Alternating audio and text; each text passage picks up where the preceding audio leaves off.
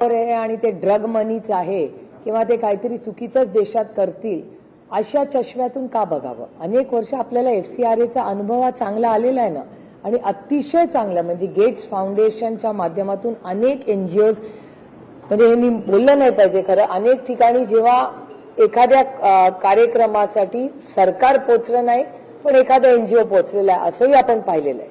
आणि त्याच्यामुळे मला असं वाटतं सरकार आणि या NGOजनी एकत्र मिळून, म्हणजे माझा स्वतःचा अनुभव असा आहे की एखादा कलेक्टर किंवा एखादा CEO जिल्हा परिषद यांनी जर ठरवलं आणि त्या NGOनी एकत्र काम करायचं ठरवलं तर क्रांती होऊ शकते.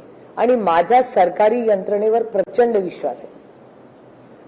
मी तुम्हाला उदाहरण देते की पोलिओ, तुम्ही आज इथे सगळे जे युवक आणि युवती बसलेले आहेत, कॅमेरामन आणि रिपोर्टर्स, तुमच्या वर्गात एकही तुमच्या पिढीमध्ये पोलिओ हा तुम्ही पाहिलाही नसेल.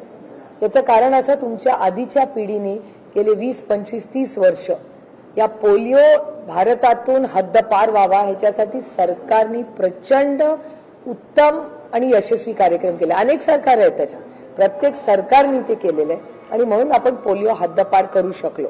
आता 2 बूंद, जेव्हा अमिताभ बच्चनजी 2 बूंद म्हणतात तेव्हा कोणी त्याला विक्ट्री समजत नाही. ते 2 बूंद पोलिओचे ड्रॉप्स म्हणून बच्चा बच्चा या देशात माहिती आहे त्याला. त्यामुळे हा एक मोठा उपक्रम यशस्वीपणे सरकार आणि NGOजच्या मदतीने झाला ना. असेच काही उपक्रम आपण सगळे मिळून करू शकतो. पण ही जी FCRAची भूमिका आहे की या NGOज म्हणजे काहीतरी चुकीचाच देशद्रोहाचं काम करतात, हा अप्रोच अतिशय अयोग्य आहे. आणि ह्या बाबतीत आम्ही ताकदीने ह्याच्याबद्दल NGOजच्या बाजूने एखादं चुकीचं काम करत असेल तर जरूर त्याला शिक्षा झाली पाहिजे. पण तो NGO काहीतरी चांगलं काम करतोय आणि त्याला जर तुम्ही खोट्या केसेस आणि देशद्रोही त्याला म्हणणार असाल ते आम्हाला मान्य नाही. खरी शिवसेना कुणाची या संदर्भात सुप्रीम कोर्टात सुनावणी सुरू आहे.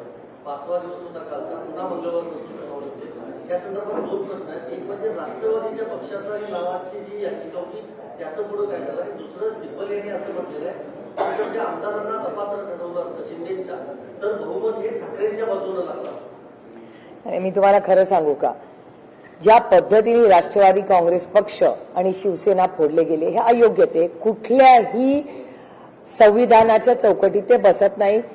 हे आमच्या विरोधकांनाही माहिती आणि आम्हाला तर माहितीच आहे. ज्या पद्धतीने त्या गोष्टी झाल्या ह्या अमान्यच आहेत. आणि ज्या पद्धतीने इलेक्शन कमिशनचा गैरवापर झाला, त्या यंत्रणेचा गैरवापर झाला, हे एका सशक्त लोकशाहीसाठी घातक आहे. शिवसेना ही काल, आज आणि उद्या ही उद्धवजींचीच असणार आहे. याचं कारण असं की बाळासाहेब ठाकरेंनी तो पक्ष स्थापन केला, ते हयात असताना त्यांनी तो पक्ष उद्धवजींच्या हातात दिला. त्याच्यामुळे शिवसेना ही बाळासाहेबांची शिवसेना ही उद्धवजींचीच असू शकते. आणि एखाद्याचं वेगळं मत असेल तर त्यांनी ज्या पद्धतीने राज ठाकरेंनी वेगळी चूल मांडली त्या पद्धतीने करायला हवं होतं. कोण त्यांना नाही म्हणलं होतं. वेगळा पक्ष स्थापन करायचा आणि स्वतःच्या कर्तृत्वावर त्यांनी विश्व उभं करावं. कौतुकाची गोष्ट आहे. तर एखादा पक्ष यशस्वी झाला तर शेवटी आम्हाला मान्यच करायला पाहिजे ना. पण ज्या चुकीच्या पद्धतीने आदरणीय पवारसाहेब जे फाउंडर मेंबर आहेत आणि कॉन्स्टिट्यूशन संविधानाप्रमाणे राष्ट्रवादी काँग्रेस पक्षाच्या जी संविधान आहे त्याच्यामध्ये MLA MP यांचं मतदान नाही, पण पक्ष ज्यांच्याकडे आहे त्यांच्याचकडे पक्ष राहील. आणि राष्ट्रवादी काँग्रेस पक्षाची केस याच्यामध्ये पक्ष आदरणीय पवार साहेबांबरोबर कालही होता, आजही आणि उद्या. आणि हे सगळे पेपरवर आम्ही कोर्टातही दिलेले आहेत. आणि इलेक्शन कमिशनने आमच्यावर अन्याय केला का हे मी जड अंतःकरणाने म्हणते, कारण का मला संस्थांवर टीका करायला आवडत नाही. पण दुर्दैवाने शिवसेना आणि राष्ट्रवादी काँग्रेस पक्षावर अतिशय चुकीच्या पद्धतीने अन्याय हा केला का इलेक्शन कमिशननी तर केला. आम्ही तारीख पे तारीख, आमची आजही केस चालू आहे. म्हणजे आज लावली तर मी आज सुप्रीम कोर्टात जाईल, पण आम्हाला तारीखच मिळत नाहीये. हे दुर्दैव आहे की ज्या शरद पवारांनी पक्ष स्थापन केला, कागदपत्र शरद पवारांच्या बाजूनी होती, त्या शरद पवारांकडून चुकीच्या पद्धतीने पक्ष काढून घेतला. उद्धवजींची केस तीच आहे. त्याच्यामुळे उद्धव ठाकरे आणि शरद पवारांवर इलेक्शन कमिशन आणि त्याच्या मागची जी अदृश्य शक्ती आहे त्या अदृश्य शक्तीचा गैरवापर करून 2 संविधानिक गोष्टी त्या मोडून काढण्याचा पाप त्यांच्यावर आहे. आता तुम्हाला माहिती आहे ना, समझने वाले को इशारा बहुत काफी है.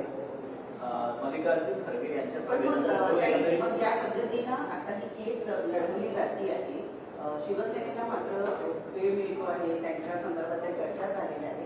राष्ट्रवादीच्या बाबतीत तुम्ही म्हणताय तारीख पे तारीख पुढेच आहे, तर याच्या मागे काही राजकारण वाटतंय का तुम्हाला, की शिवसेनेचा निकाल लावण्याच्या दृष्टीनं प्रयत्न केला जातो, हे अंतिम निर्णयापर्यंत निर्णयाच्या, पण राष्ट्रवादीला मात्र राखून ठेवलं जातं. नाही, एकतर राष्ट्रवादी काँग्रेस आणि शिवसेनेच्या केसेस थोड्याशा वेगळ्या आहेत. त्यांचं कॉन्स्टिट्यूशन, आमचं कॉन्स्टिट्यूशन थोडंसं वेगळं आहे.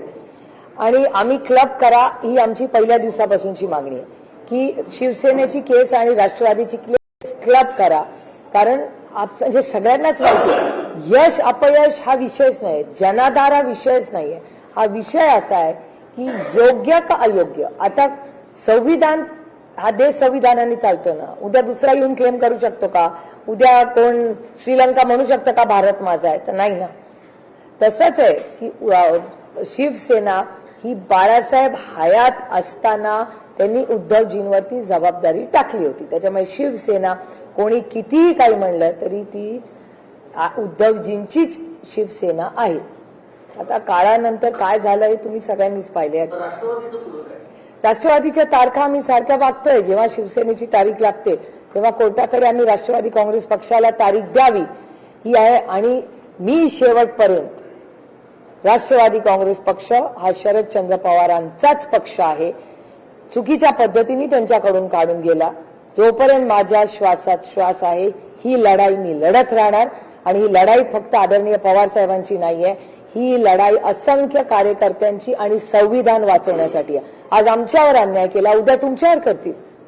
मग भांडण सोडून द्यायचं, असं लढाई सोडून द्यायची. मग सत्याच्या मागे आपण असत्य म्हणून कोणी ताकद वापरली म्हणून सत्याची बाजू आपण सोडून द्यायची. यातून दोन अर्थ निघतात. एक तर मग विलिनीकरण पुन्हा किंवा मग तुम्ही एनडीए सोबत जाणार म्हणून कोर्टातला नाही, एनडीएचा काय संबंध मला सांगा. हे कधी होऊ शकतं? शरद पवारांना त्यांचा पक्ष रीतसर त्यांच्या अधिकारांनी त्यांना मिळाला पाहिजे एवढीच मागणी करते. नंतर पवार साहेबांनी तो पक्ष कोणाला द्यायचा तो आदरणीय पवार साहेबांचा विषय, त्याच्यात मी नाही.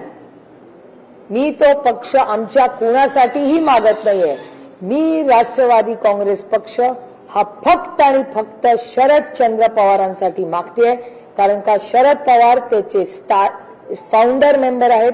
प्रत्येक कागदपत्र हा शरद पवारांच्याच बाजूनी आहे.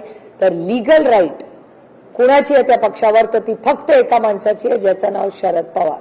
त्याच्यानंतर त्यांनी तो पक्ष कुणाला द्यावा, त्याचं काय करायचं हा अधिकार त्यांना आहे ना ऍज अ प्रेसिडेंट.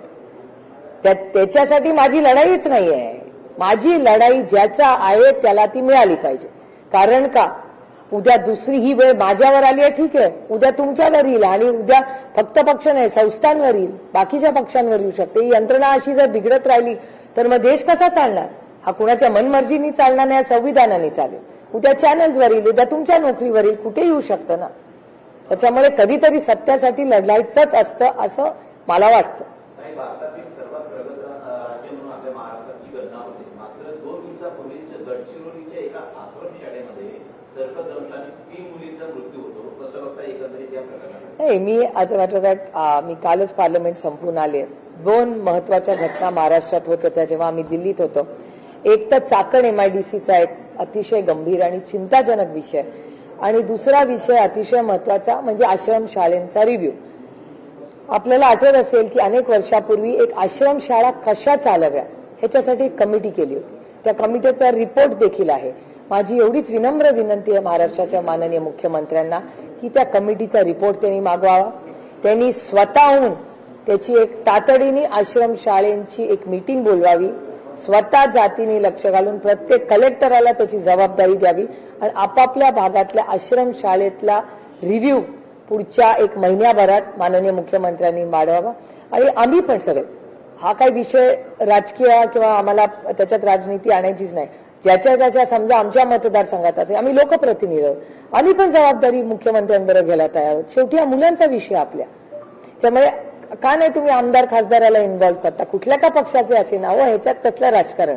तुम्ही तुमच्या मतदारसंघात जर एखादी आश्रमशाळा असेल तर द्या ना आम्हाला टार्गेट्स की आमदारांनी महिन्यातून एकदा जायचं, खासदारांनी महिन्यातून एकदा. आपण सगळे मिळून घेऊ ना त्याची अकाउंटेबिलिटी.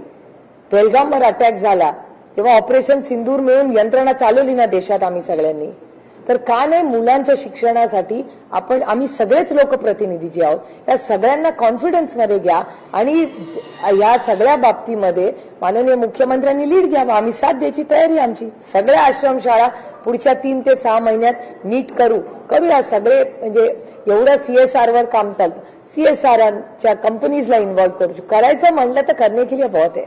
करायची इच्छा झाली पाहिजे. इश्यू असेल किंवा इतर म्हणजे महाराष्ट्रामध्ये खड्डेमुक्त महाराष्ट्र म्हटलं जातं, तर मात्र प्रत्येक जिल्ह्यामध्ये प्रत्येक गावामध्ये खड्डे आहेत.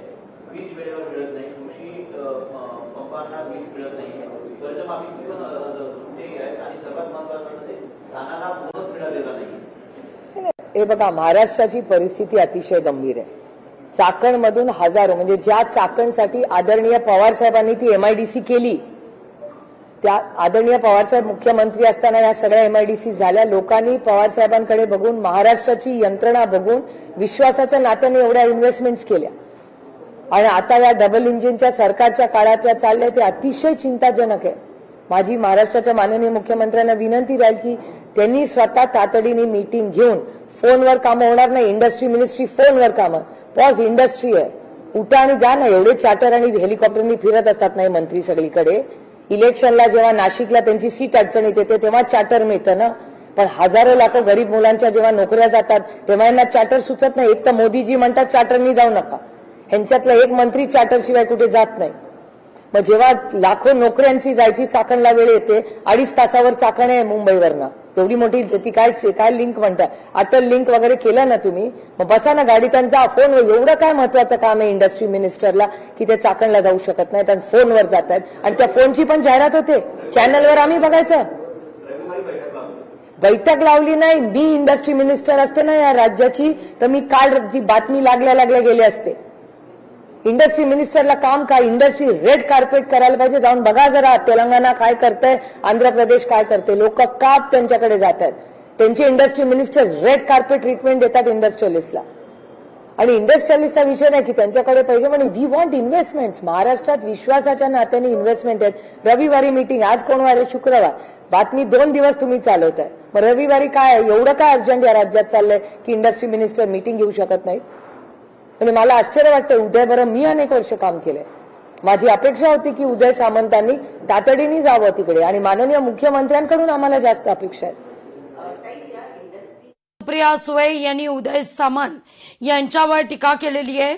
का या ठिकाणी उद्योग मंत्री तातडीनं चाकणला गेले नाहीत अशी विचारणा सुप्रिया सुळे करतायत. इतकंच नाही तर काही अदृश्य शक्तींचा वापर करून शरद पवार आणि उद्धव ठाकरे यांच्याकडून पक्ष काढून घेण्यात आले अशी टीका देखील सुप्रिया सुळेंची आहे. लोकशाही मराठी ऐका, पहा, जागरूक रहा.